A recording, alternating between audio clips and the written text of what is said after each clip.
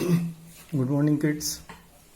आज का टॉपिक है classification of the fishes and placodermi. Classification of fish super class Gnathostromata includes the Crenata, in which one pair of the visceral arch is modified into the jaws.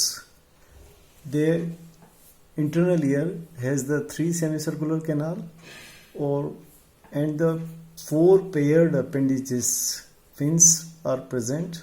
Sexes इसमें separate होते हैं. It is comprises of the 2 class superclass, that is the Pisces and the Tetrapoda. Pisces include the 3 class, that is the Placodermi, second is the Elasmobranchi जिसको कॉन्ड्रेटिक्स भी कहते हैं, और कॉन्ड्रेक्थिस को उपास्थि मछलियाँ भी कहते हैं, एंड ऑस्टियोक्थिस अस्थि फिशेस। क्लासिफिकेशन दिया है मूलर ने, गुड्रिक ने, बर्ग ने, रोमर ने।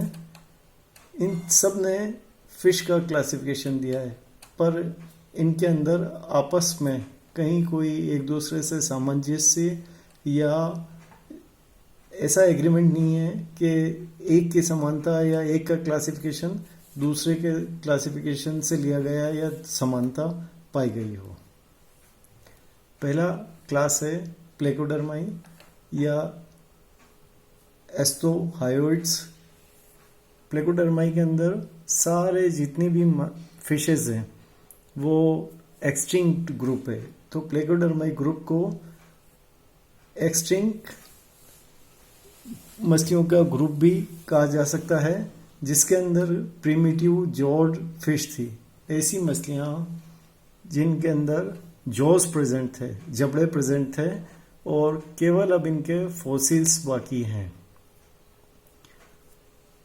प्लेकोडर्माई डेवोनियन पीरियड के अंदर था, जो 416 मिलियन टू 359 मिलियन, 1 मिलियन में होते हैं 10 लाख, तो 4 करोड़ 16 लाख साल पहले से 3 करोड़ 59 लाख साल पहले इनका उदय हुआ था। और इसमें 2 स्पीशीज थी, और ये कार्बोनीफेरस पीरियड जो था उसके अंदर पाई जाती थी। डेवोनियन पीरियड के अंदर ये डोमिनेंट ग्रुप था इन मछलियों का, और ये सभी साउथ अमेरिका के अंदर फ्रेश वाटर और समुद्री पानी में पाई जाती थी। मोस्ट प्लेकोडर्म वर स्मॉल, छोटी साइज की थी, मॉडरेट मध्य साइज की, and the may few reached up to the 13 feet. कुछ इनमें से मछलियाँ थी जो 13 फीट तक लंबी, 4 मीटर तक की होती थी, और इनका जो नाम लिया गया है वो इनके स्किन के ऊपर बोन्स जैसे आर्मर या कवच या ऐसे स्क्यूब्स निकले रहते थे, जो उसके कारण इनको इसका नाम दिया गया है placodermi. The armour formed a head shield, trunk shield, and 2 commonly connected by the pair joint in the neck reason.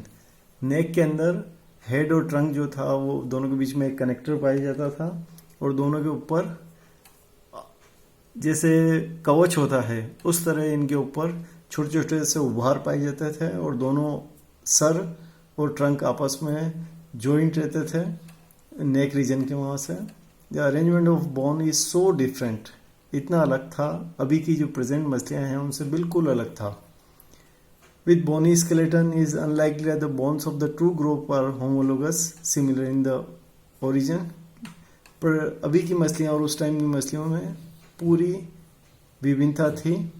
The earliest placoderm were heavily armored, were bottom dwelling. जो प्लेकोडर्म मछलियाँ थी वो बॉटम में रहती थी, और स्किन के ऊपर कवचनुमा स्ट्रक्चर और बहुत सारे उभार पाए जाते थे। Many later forms are highly specialized. बाद में जाकर इनमें विकास जब हुआ, become the adapted for the fast swimming. अब ये तेज तैरने लग गई थी, और जो पहले बॉटम में रहती थी वो अब सरफेस और बॉटम दोनों को बीच का, कुछ सरफेस पे भी आती है बॉटम में भी, और बीच का जो पार्ट है सरफेस और बॉटम का वो कॉलम कहलाता है. The bottom dwelling placoderms are the anti-arches, had a small ventrally placed mouth and presumably feed on the bottom detritus and the small invertebrates. जो मछलियाँ बॉटम पर रहती है उनके अंदर माउथ भी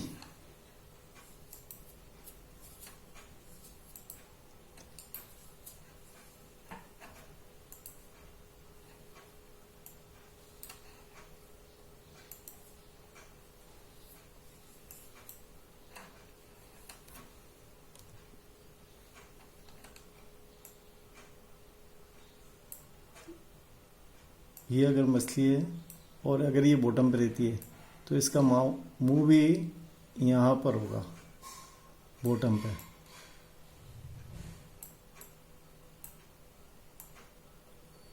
अगर इसका मुंह यहाँ पर हुआ या यहाँ पर हुआ तो इसको खाना खाने के लिए या तो पूंछ ऊपर करेगी तब मुंह नीचे होगा, और या फिर यहाँ हुआ तो इसको इस पोजीशन में रहना पड़ेगा. और अगर यहाँ माउथ हुआ तो इसको खाना खाने के लिए, बॉटम में खाना खाने के लिए इसको उल्टा होना पड़ेगा. इसलिए हमेशा बॉटम में पाई जाने वाली मछली का माउथ यहाँ पर होता है, जिसको वेंट्रल माउथ कहते हैं. Ventral mouth. Fossils remain indicate that some species had heavy blunt jaws, plate, jaw के ऊपर प्लेट्स पाई जाती थी, adapted for the crushing hard shell invertebrates. जो अकशेरुकी या इन्वर्टिब्रेट्स जो ऑर्गेनिजम्स होते थे जो शेल में पाए जाते हैं, जैसे मोलस्का इस पे कवर पाया जाता है, उनको तोड़ने के लिए इसमें जोस का विकास हुआ, जबड़ों का विकास हुआ, जो बड़ी बड़ी अच्छी प्लेट्स को और कंकाल को तोड़ सकते थे इन्वर्टिब्रेट के. They able to open their jaws wide enough to swallow a smaller fish. जो छोटी मछलियाँ होती थी उसको खाने के लिए बड़ा मुंह खोल सकती थी. Some placoderms such member of the genus Dunkleosteus reach up to the size of the 10 metre, 30 feet तक की मछली. ये डंकलोस्ट्रस जो जीनस की मछली थी वो 10-10 मीटर तक की लंबी हो सकती थी, होती थी, और ये डोमिनेट प्रेडेटर थी डेवोनियन सी के अंदर. It include extinct fishes. सारी मछलियाँ इसकी एक्सटिंक्ट है. They are the small armoured fish, exoskeleton in the form of the bony plates.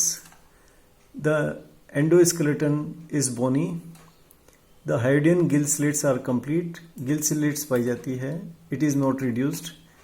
Autodiastolic jaw suspension.